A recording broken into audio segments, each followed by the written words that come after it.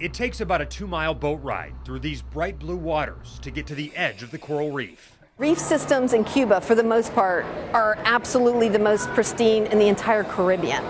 Researchers from both Tampa and Havana are using PVC pipes to make what they call coral nursery trees. They're placing them underwater to grow coral.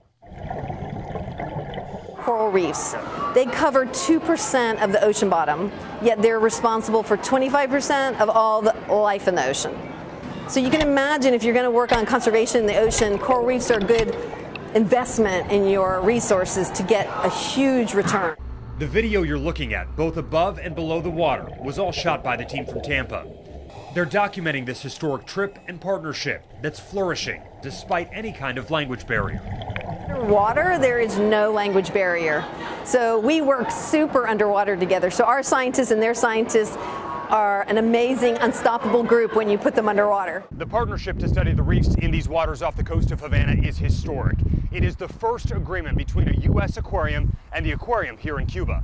Talks between the two aquariums started back in 2014, more than 5 decades after the embargo took effect. Then the U.S. began to ease travel restrictions with Cuba. I have come here to bury the last remnant of the Cold War in the Americas. That was followed by the historic visit by President Obama to Havana.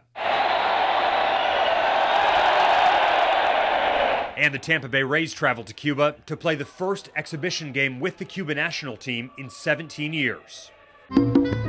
Today, cruise ships leave from Port Tampa Bay bound for Cuba, and there are flights from TIA to Havana.